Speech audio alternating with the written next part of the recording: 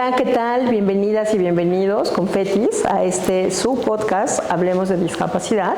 Sabemos que este es un espacio donde compartimos experiencias, reflexiones y herramientas para construir una sociedad más inclusiva.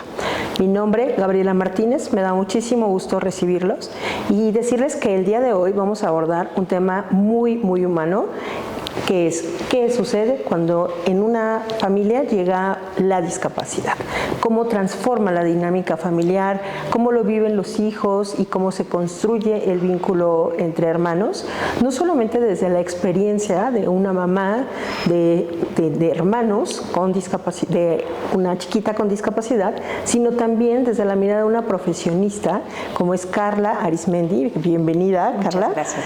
Ella es fundadora y miembro de Red Down México y junto con otro grupo de especialistas han fundado esta red que, por cierto, forma parte de la Red Nacional de Organizaciones afiliadas a CONFE.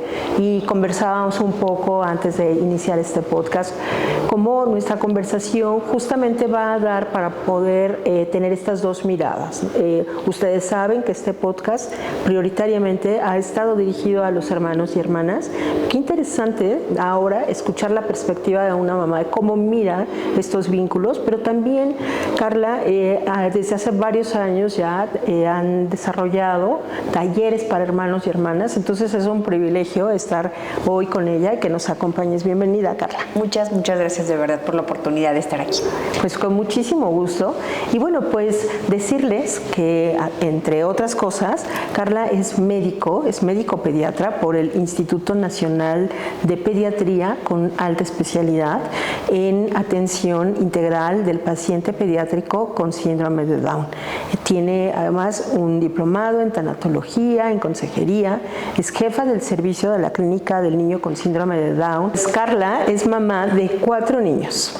Muchas gracias por acompañarnos.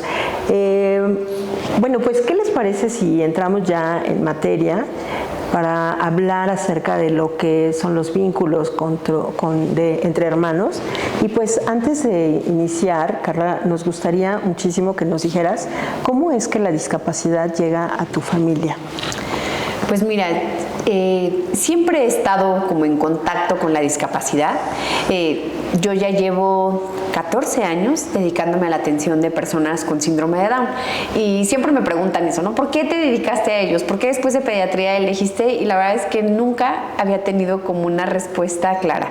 Siempre decía, pues porque me gusta, porque desde que estaba haciendo la residencia en pediatría, pues me tocaba atender a muchos niños con síndrome de Down, me dan cuenta pues que muchos de ellos no llevaban un seguimiento adecuado, o sea, pero no tenía como algo específico, como muchas veces que hay algún familiar o que en la escuela tuve un compañero o cosas así. La verdad es que en mi caso no había pasado eso y hasta hace pocos años pues como que creo que empecé a entender el plan que tenía la vida para mí, ¿no?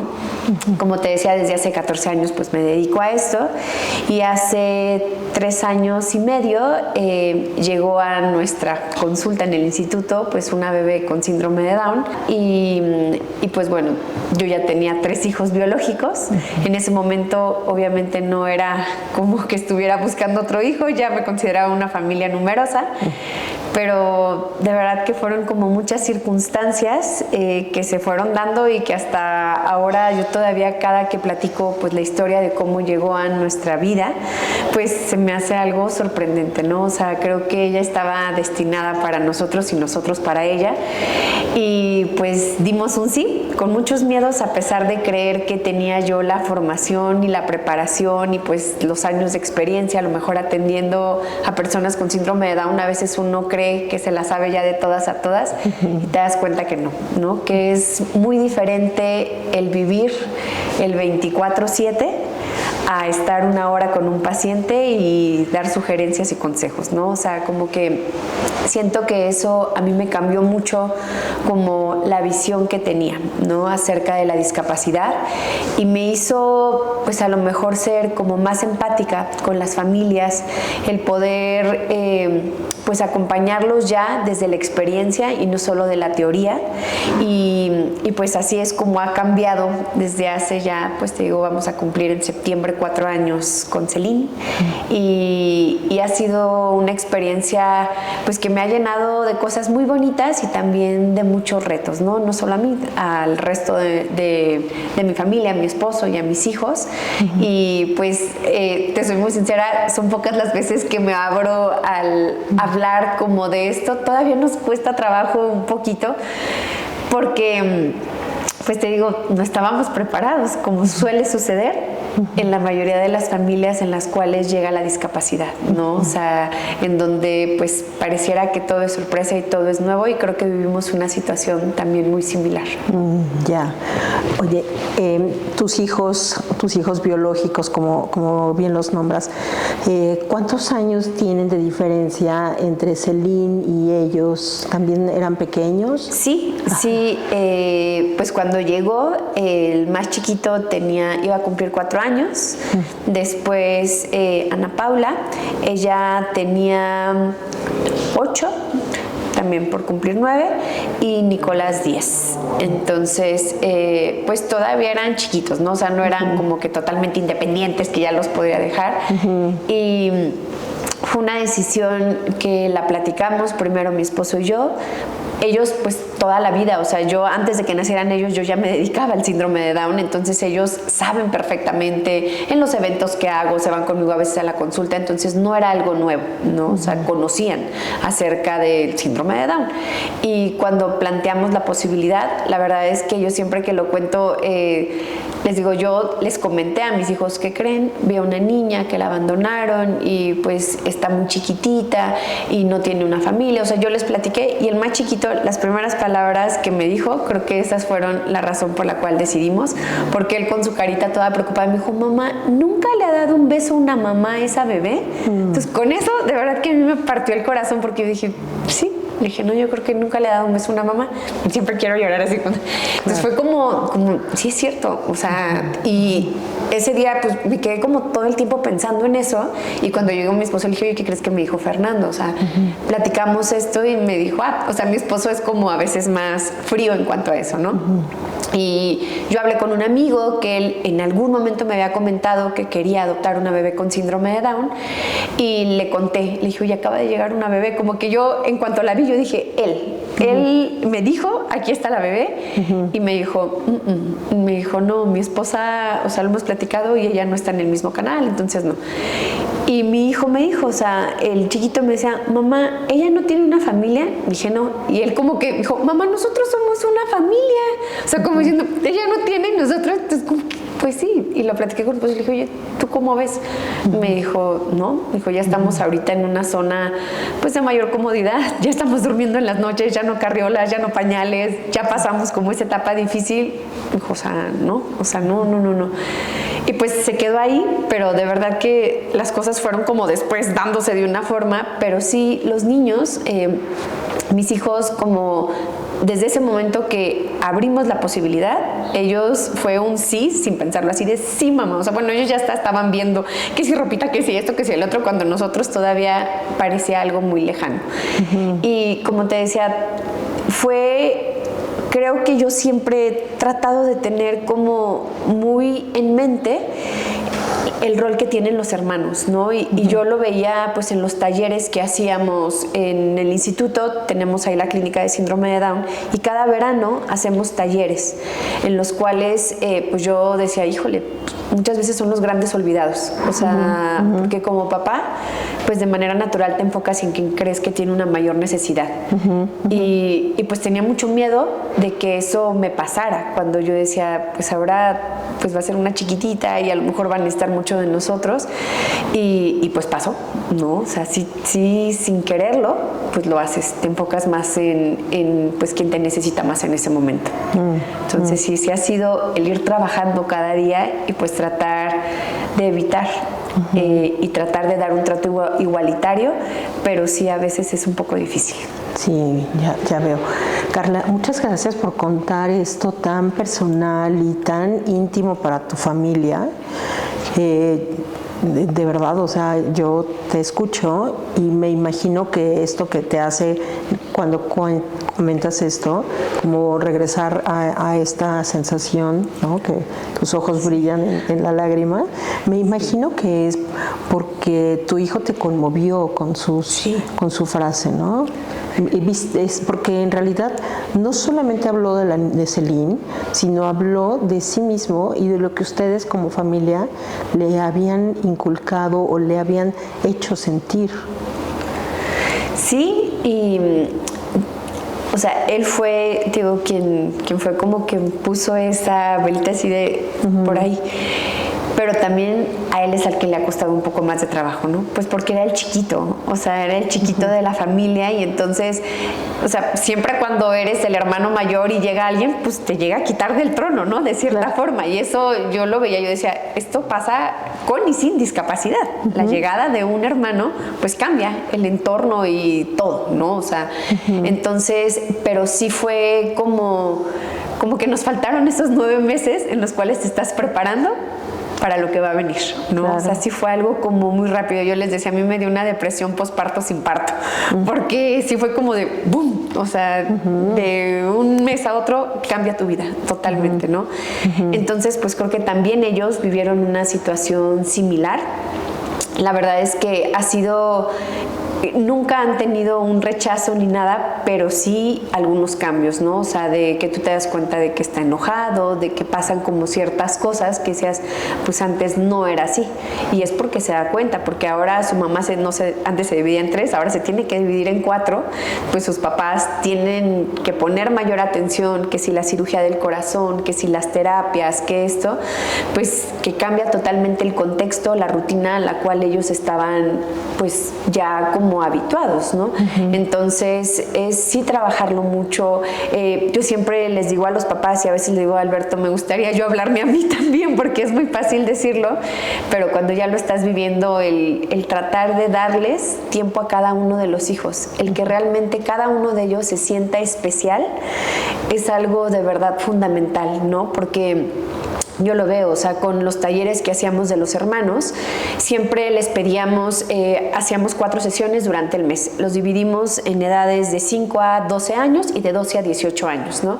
Y pues hablábamos un poco acerca de la discapacidad, etcétera, y tenemos una de las pues dinámicas que hacemos es que escriban una carta anónima a sus papás.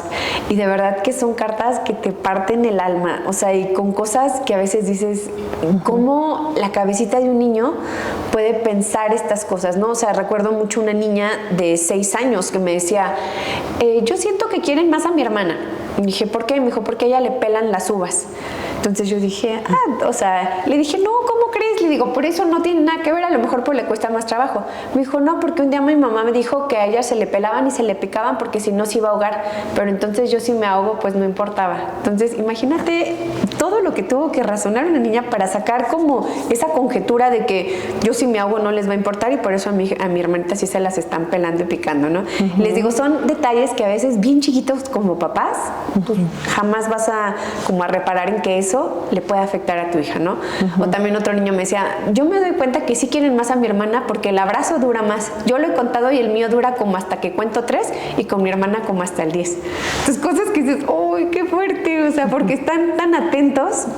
Entonces como que todas esas cosas, pues cuando ya lo estás viviendo dices, debo de tener cuidado. O sea, mi abrazo debe durar lo mismo. O sea, lo que les estoy sirviendo también porque ya lo sabes, ¿no? Ya lo escuchaste, ya sabes qué es lo que le puede causar como mayor dolor a un niño y a veces lo haces de manera totalmente involuntaria, ¿no? Porque, pues sí, o sea, también hay que ser muy sinceros y a veces valoras más los logros de alguien a quien le costó más trabajo que a alguien a que de manera natural puede hacerlo, ¿no? Entonces, creo que eso también cuesta un poco de trabajo. Sabes que es súper valioso escucharte porque hemos tenido a hermanos y hermanas aquí en este podcast y han hablado justo como de lo que ellos les pasó cuando fueron niños, adolescentes, incluso en la vida adulta, ¿no? Y cómo percibían el mundo en este lugar de ser los hermanos y que tú hoy le pongas voz a una mamá me parece que es un ejercicio súper interesante como le das voz a eso, a esas suposiciones que los niños tuvieron y decir no se trataba de ti, ¿no? O sea, como que todo lo que hicimos fue para que todos estuvieran bien, aunque no lo notaras. Es súper, súper valioso. Sí, y creo que como pues van pasando como las etapas, ¿no? Y eso pues tiene que ver mucho con las características de madurez del cerebro que tiene un niño. Entonces, en los menores de 8 o 9 años, pues no van a tener esa capacidad de decir, claro, mi mamá se está yendo a la terapia para que mi hermano avance. No, aquí es, me está robando tiempo de mi mamá, entonces contra él voy, ¿no? O contra ella voy. O me enojo con mi mamá de manera eterna y me porto mal y respondo, pues porque me están quitando tu tiempo, ¿no? Claro. Entonces, o me porto particularmente bien, ¿no? Y entonces me sobreexijo de tener un comportamiento que no cause problemas, o bien me hago cargo también de mi hermano, pero también de mi mamá, pero también del mundo adulto. Y que justo eso yo trato de verlo mucho y se los digo a los papás y se los digo, por ejemplo, con mi hija, ¿no? Siempre le digo, tú no eres la mamá chiquita. O sea, tú no eres la mamá chiquita, porque a veces decide, llora o tantito, ¿y qué le pasó? ¿Qué le hicieron? No, a ver, no. O sea, porque también como papás solemos delegar responsabilidades que no le corresponden a un niño, ¿no? Y con ese cuídamelo tantito, haz esto, o tú enséñale porque pues tú eres el grande, o tú vas a ser quien está cuando nosotros faltemos. O sea, les digo, no podemos dejarle una herencia a un niño de 9 años, o sea, que todavía no tiene la capacidad de entender el por qué, porque él no pidió el tener un hermano, ¿no? Y muchas veces ese es algo que nos dicen, ¿no? O sea, dicen, es que pues se enojó y me dijo que él no había pedido tener un hermano. Sí, y es verdad, ¿no? Entonces tenemos que verlo y siempre les digo, o sea, ellos tienen que ver a su hermano como el compañero de vida, como el compañero y el cómplice de aventuras, de tristezas, de travesuras. O sea, eso es lo que tiene que ser un hermano para todos y no la carga con la cual tú te vas a quedar cuando nosotros no estemos. Porque si desde chiquitos les empezamos a plantear eso, pues obviamente va a haber una negación. O sea, entonces les digo... Y un enojo, claro, por ejemplo. Y a lo mejor tocará, ¿no? O sea, pero si nosotros ya lo trabajamos previamente, justo ahorita se me viene a la mente, tengo a un paciente que ya es adulto, los papás ya son muy grandes y son 6 hermanos. Y me decía la mamá, de verdad que para mí es impresionante el ver cómo se lo pelean. Dicen, mamá, o sea, cuando no esté, yo quiero que él viva conmigo. Dice, y entre los 6 hermanos, dice, y yo nunca pensé que eso iba a pasar. Dice, porque yo siempre traté, o sea, de nosotros, y vamos a trabajar mucho para que sea independiente, para que sea un apoyo social y no una carga social, ¿no? Entonces me decía ahorita, dice, no sabes qué paz y qué tranquilidad me da el saber que aquí se lo van a pelear, ¿no? O sea, van a querer. Entonces les digo a los papás, eso es lo que nosotros tenemos que hacer. O sea, y yo lo veo también con mis hijos, les digo, o sea, ojalá que Celine pueda ser independiente, pueda tener una vida, o sea, totalmente pues autónoma. Les digo, y eso pues tenemos que hacerlo. Cuando le empiezan así de que yo le doy de comer, ¿cómo por qué? O sea, si ya está grande, ella puede hacerlo, si se ensucia ni modo, limpiará. Entonces como que todas esas cosas, como involucrarlos en eso, es algo bien importante, ¿no? Porque a veces también como papás, pues como que no confiamos en que pueden lograrlo y entonces les facilitamos la vida y obviamente todas las personas somos de mínimo esfuerzo. Si a mí me lo dan picadito en la boca y no me tengo que hacer, pues me dejo, ¿no? Entonces, y eso, pues estamos como invalidando como esa capacidad de crecimiento que tienen, ¿no? Entonces, y eso ahí los hermanos, les digo, tienen un papel bien importante. Claro, porque hablando justo de que este vínculo entre hermanos, pues finalmente no va surgiendo de manera automática, sino que tal cual lo estás diciendo, pues se va construyendo día a día. Y creo que hay algo que también es interesante en las relaciones entre hermanos, y es que si lo pensamos en nosotros, pues nuestros hermanos nos ayudaron a gestar otro tipo de habilidades como negociar, defenderte, compartir, ¿no? Digo, una serie de cosas que no lo vemos cuando estamos chiquitos, pero cuando somos adultos sí hacemos pues muestra o ejercicio de eso que en la infancia nos dio tener un hermano o una hermana, independiente de la discapacidad. Sí, ¿no? Y hoy tuve en la consulta un paciente, un niño como de 5 años con la hermanita de 2. Y a mí siempre me gusta pasarlos, les digo, los reviso a los 2 y el niño, no, pero yo no vengo, no, los tengo que revisar a los 2. Entonces ya los subí y la niña le jalaba el pelo, pelo, le quitó todos los juguetes y el niño no decía nada. Le dije, oye, ¿por qué te dejas? Le dije, ¿por qué te estás dejando? Me dijo, pues porque está chiquita. Le dije, no, ¿y a ti te gusta que te jalen el pelo? No. Le dije, ¿a ti te gusta que te quiten los juguetes? No. Le dije, entonces pon límites. Le dije, y le dije a la mamá, deben de enseñarle, o sea, no porque tiene síndrome de Down se queda todos los juguetes y le está pegando al hermano. Le dije, claro que entiende. Les digo, o sea, porque son bien inteligentes, le digo, y son canijos también, ¿no? O sea, como todos los niños. Sí, y le digo, o sea, pero, y el niño así, le dije, entonces, ¿cómo le vas a decir cuando te pegue? Así de, alto, no me gusta. Y en ese momento te retiras. Le dije, porque si tú te quedas o te ríes, pues entonces vas a decir, pues así funciona esto, lo sigo haciendo. Y si te quita un juguete con el cual estabas jugando, pues espera tu turno, es mío. Y tú decides si compartes o no. Entonces ya como que el niño así como, ¿eso se puede? Pues claro que se puede. Y la mamá, es que la consentimos un montón a la chiquita. Que pues no, imagínense qué coraje tiene este niño de que pues, no le comparten, no puede defenderse, no puede decir nada, pues porque la enfermita, la hermanita está enfermita. Entonces le digo, ¿tu hermana no está enferma? Pues, no, digo, no tiene nada. Entonces como que esas cosas, les digo, nos toca mucho como papás, o sea, y justo lo que decías, el amor de hermanos no viene en la sangre, o sea, es algo que como papás tenemos que fomentar todos los días, ¿no? Entonces sí es algo de verdad que debemos de tenerlo siempre en el radar como papás. Sin duda, sin duda.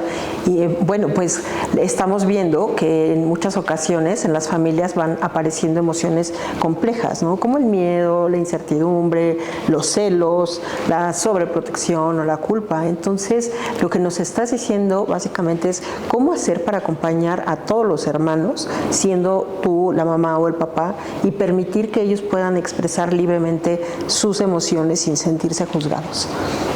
Que eso es algo que los hermanos y hermanas que han estado aquí nos han dicho, ¿no? Como no tuvieron ese permiso de papá o de mamá para ser diferentes, de tener pues como una posición respecto al hermano con discapacidad, ¿no?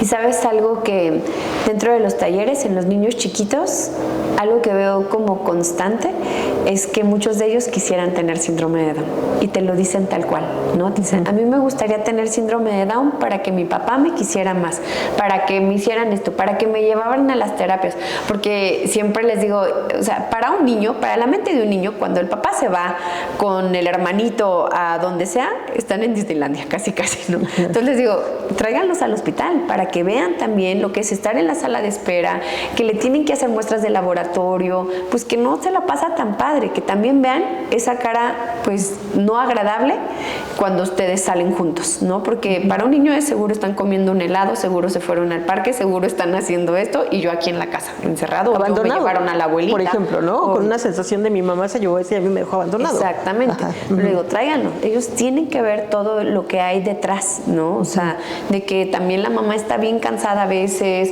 de que, oye, tengo que hacer las terapias y además el otro tiene tarea y tenemos que ir a comprar el material y todo. Entonces, pues a veces tienes que empezar a ver cuáles son las prioridades, les digo, y creo que como papás siempre tenemos una culpa bien grande, ¿no? O sea, de que no estoy haciendo las cosas bien, me falta. Entonces, les digo, cuando dejamos de ser exigentes con nosotros mismos, las cosas fluyen de una mejor forma, ¿no? Y no pasa nada si un día no llevan la tarea, no pasa nada si un día no hiciste la terapia que te tocaba, ¿no? A veces es preferible los momentos de calidad que el estar toda una tarde con tus hijos de malas o estar haciendo las cosas pues nada más de manera robótica y mecánica, ¿no?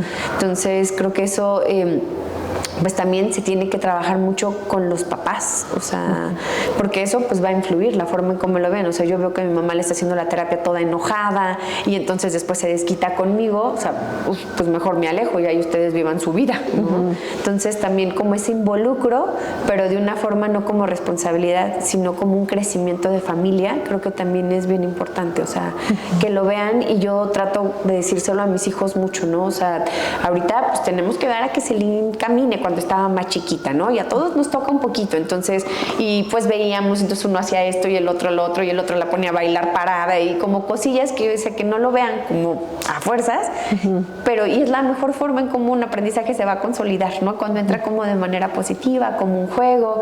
Entonces, pues eso, te digo, y obviamente a lo mejor se escucha ahorita bien bonito y puedes estar pensando, wow, qué perfecta familia. Claro que no, tenemos días pésimos, ¿no? O sea, donde dices, no, ya, por favor, o sea, les digo, ¿por qué tuve hijos? pero creo que eso a todos nos pasa, ¿no? Como Justo mamás. te iba a decir eso. Eso quizá muchas mamás y papás hemos llegado a un día en que decimos, ¿en qué momento se me ocurrió tener hijos? Sí. ¿No? Y es Vamos, normal. es como muy humano, ¿no? Es muy normal. Les digo, todos somos la mejor mamá cuando no tenemos hijos, ¿no?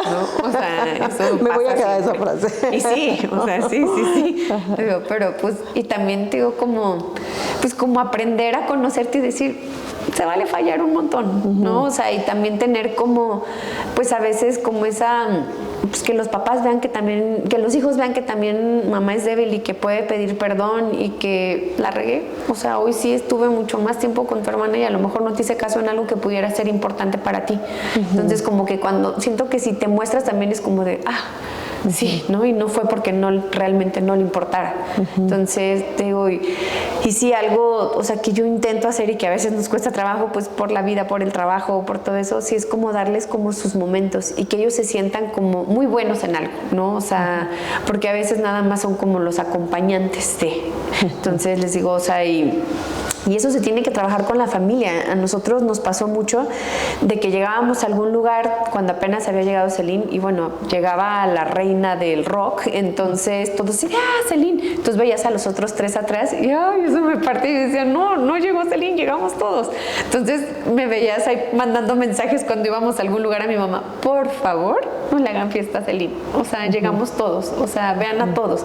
Y a los tíos o cuando íbamos a reuniones familiares, yo en el chat así, por favor, no lo hagan. O sea, porque nos tocó unas 3 o 4 veces que yo volteaba y los veía grises a los 3 atrás. Y yo decía, no, eso no está padre para nadie.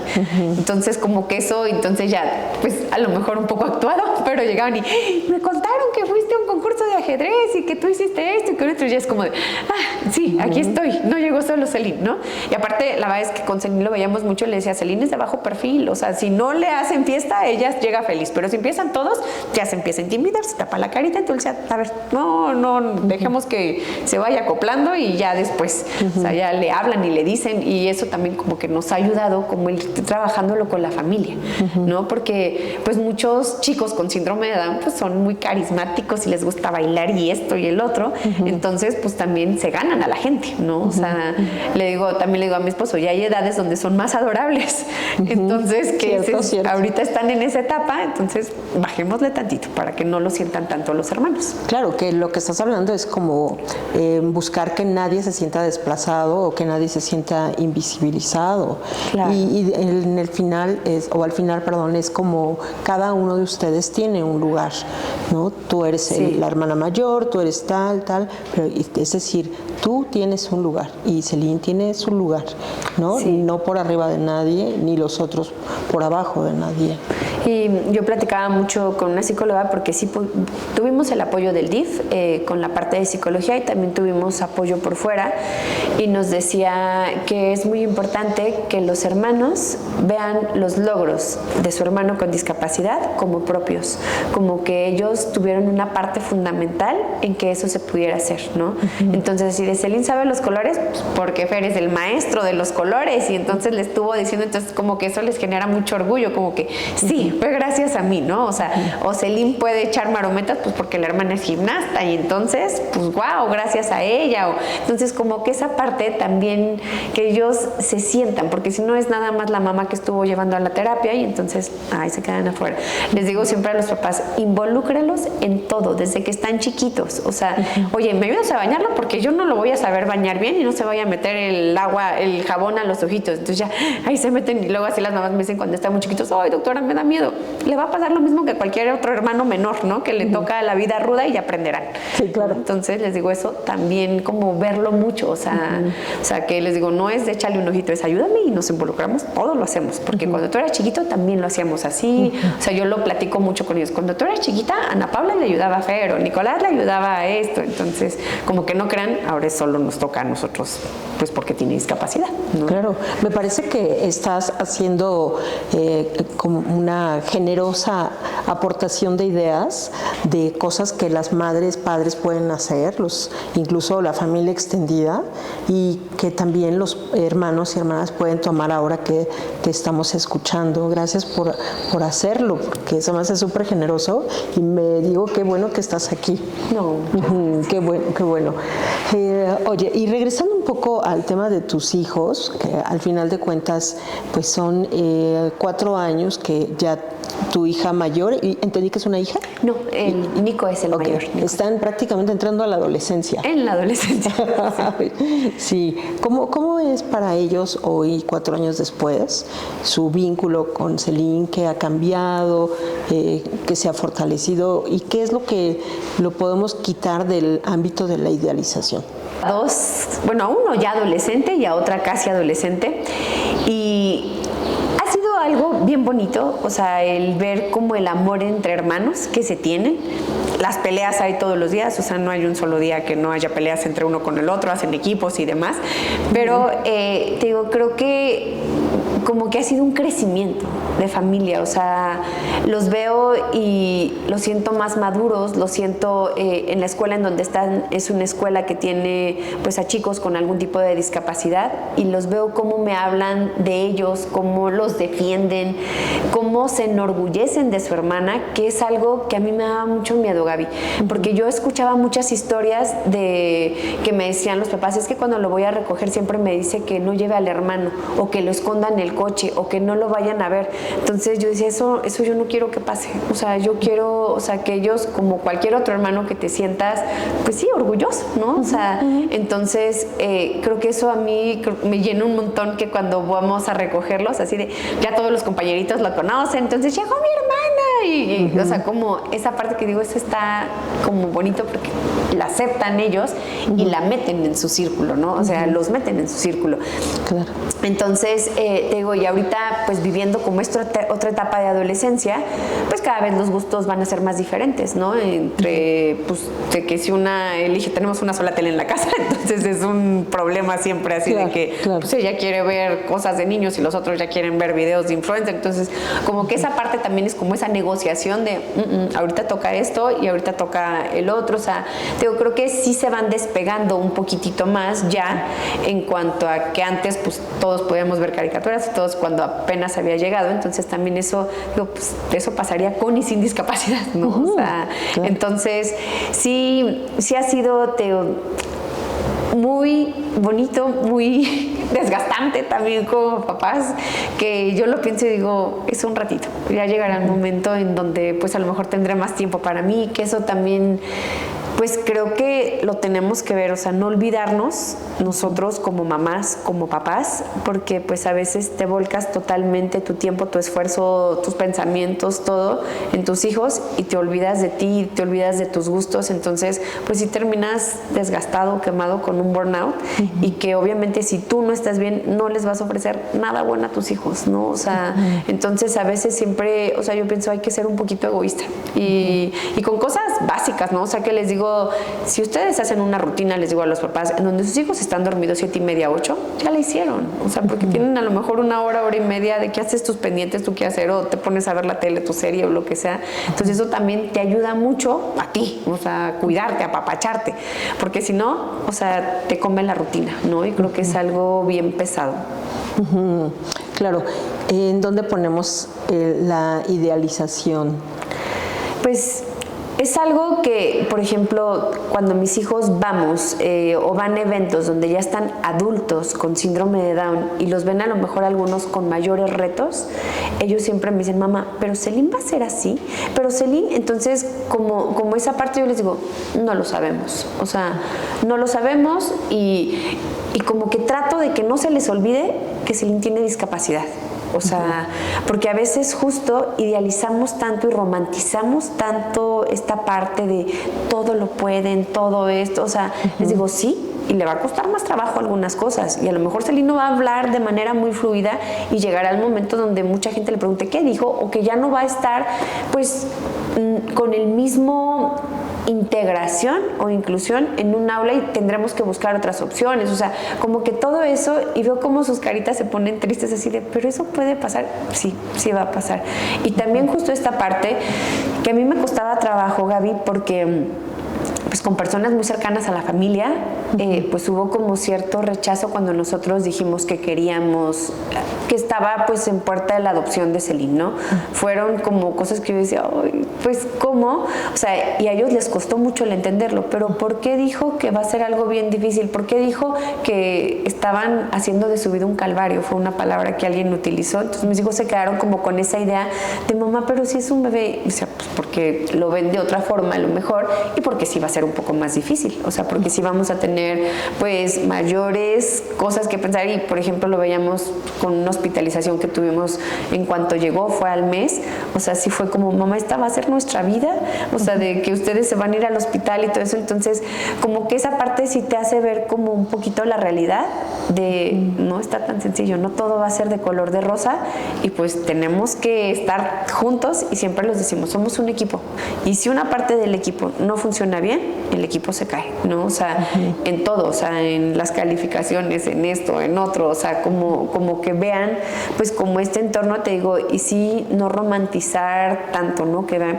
que la vida también tiene ahí sus golpes y que tienes que ir ahí saliendo poco a poco, porque sí, a veces les pintamos como no hay problemas o no. O sea, me decía mi esposo cuando llegó Celine, pues te digo, a mí me dio como algo que yo lloraba mucho, Gaby, o sea, como que me sentía incapaz de esta nueva etapa y de esto nuevo que venía. Entonces ellos veían sus caritas de preocupación, así como de, pues no se supone que todos íbamos a estar felices porque iba a llegar una bebé. Entonces, y también mi esposo les decía, o sea, el llanto a veces también es de felicidad, a veces es de preocupación, y ahorita tu mamá, porque sabe pues que la van a tener que operar y todo eso, pues le preocupa, ¿no? Entonces como esa parte, como mostrarnos más humanos, que a veces como papás no lo hacemos, o sea, creo que ayuda mucho a tener como los pies más en la tierra. Bien. Sí, también humanizar a los papás, ¿no? Sí. A las mamás.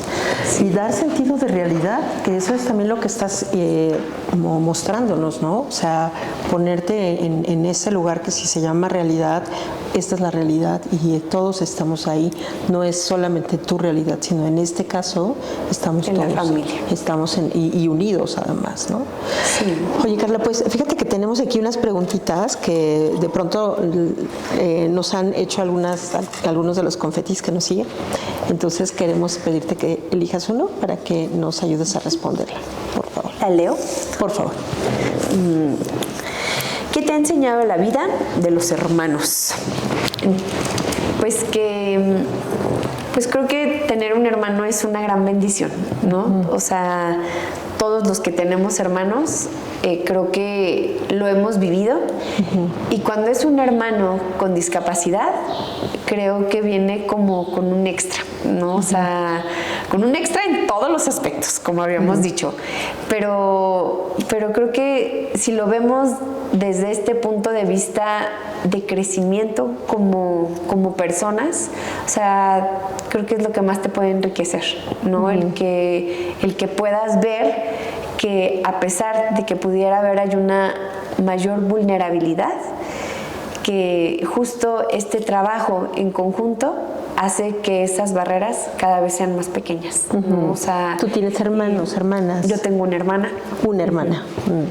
Sí, y aunque la diferencia de edad es mayor, o sea, le llevo 7 años, o sea, cuando eres chiquito lo sientes más, pero ahorita, o sea, yo digo, pues, o sea, me lee y la leo sin estar juntas todo el tiempo y nos vemos y es como algo como súper bonito, le digo, y también puede ser que a veces no lo sea tanto, ¿no? O sea, les digo, pero creo que eso sí es un papel fundamental de los papás, el que podamos fomentar estas relaciones de hermanos lo más sano posible, ¿no? O sea, y también el aceptar el que a veces pues, puede haber días muy malos en donde no quieras ni verlos, ¿no? O sea, y que es normal, ¿no? O sea, yo siempre les digo, o sea, pero ponle nombre a ese sentimiento cuando están enojados.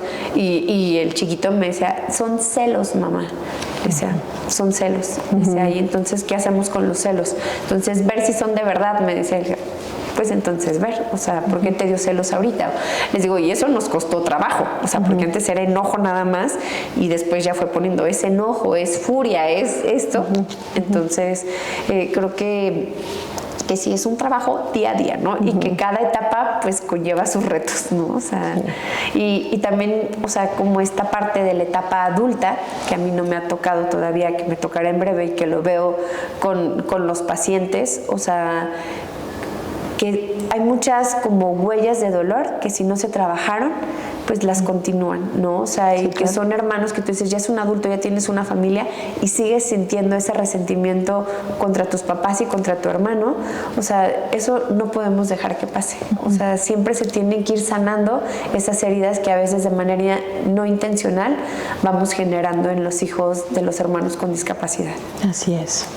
Carla, pues se me ha ido el tiempo rapidísimo. Wow, estamos pues básicamente en la recta final de nuestro podcast, de este episodio, pero se me ocurre preguntarte, Carla, si imagina a Celine en varios años más adelante, quizás siendo una adulta, ¿no?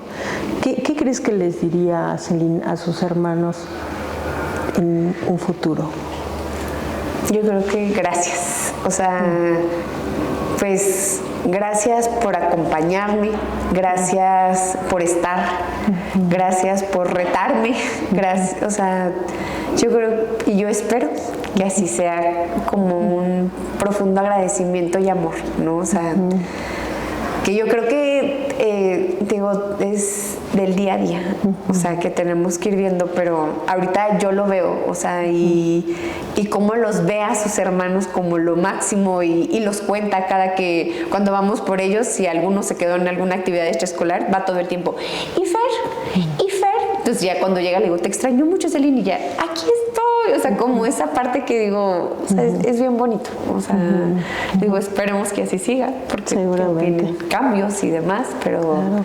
Y escuchándote, es muy probable que a este agradecimiento, ¿no? Como este gracias que tú imaginas que Celine le dirá a sus hermanos, hermanas, quizá también les dirá que está orgullosa de ellos. Sí. ¿Verdad? Sí. Bien, pues muchas gracias, Carla. Gracias por darnos este permiso de entrar no solamente a tu experiencia profesional, sino también a tu historia como mamá de 4 hijos. Y bueno, pues también muchísimas gracias a ustedes, Confetis, que nos han estado acompañando durante todos estos capítulos. Vamos a tener más. Pues nada.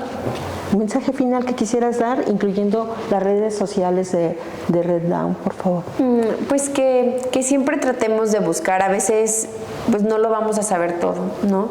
Entonces apoyarnos con psicólogos o también con papás que ya pasaron como algún camino que apenas uno va transitando, que creo que eso es algo muy importante, esas redes de apoyo que te den como ese soporte, creo que ayudan mucho, porque como te decía, a mí ahorita yo les digo a los pacientes de niños más grandes, pues yo creí que yo iba a ser su guía y pues resulta que no, que es lo contrario, ¿no? Claro. Que ellos pues me ayudan, o sea, me dan sus consejos, oye, nosotros ya hicimos esto y no nos funcionó, entonces no caigas en lo mismo, o sea, creo que eso es algo muy importante y creo que eso ha hecho mucho Confe, ¿no? O sea, como ese acompañamiento entre familias, creo que eso es algo súper valioso y como empezar a quitar como este papel rehabilitador o médico nada más que antes se veía mucho y que creían que el profesional era quien tenía la última palabra y pues no, creo que las familias son las que pues tienen la parte más importante, ¿no? En todo esto. Y de redes sociales y de todo esto, yo estoy en Red Dawn México, muchos ya lo conocen, que es parte también de Confe, y también estoy en el Instituto Nacional de Pediatría, en la práctica privada en el Hospital Infantil Privado, y sí me gustaría, si hay oportunidad, como te decía, todos los veranos tenemos este taller de hermanos. Este año queremos hacerlo en modalidad híbrida, son pues talleres que damos para diferentes grupos de edad, entonces ya después les haré llegar la información, que ojalá que se pudieran ahí conectar conectar más hermanas. Sí, claro, vamos a extender esta invitación al grupo que tenemos ahora de hermanos y hermanas, y bueno, también como bienvenidos también los hermanos que quieran participar. Tenemos en este grupo hermanos incluso de otros países que están compartiendo sus experiencias. Claro que es un grupo ahorita de adultos, sobre todo como mayores de edad. Ya aprenderemos de ustedes en el trabajo que están haciendo con los niños pequeños, porque me queda claro que ahí hay un montón de terreno fértil para todo lo que hemos hablado que nos dan nuestros hermanos y hermanas. Como por ejemplo, no lo mencionamos, pero ahora lo menciono, hacer aliados. ¿No? Aprendemos también con nuestros hermanos a hacer alianzas, y que, por cierto, pues muchas gracias por ser parte de nuestros aliados tan importantes y tan reconocidos por nosotros. Para mí un honor, muchísimas gracias. Gracias. Bueno, pues nos vemos pronto. Que tengan un excelente día, tarde o noche, dependiendo del momento en que nos estén viendo. Hasta pronto.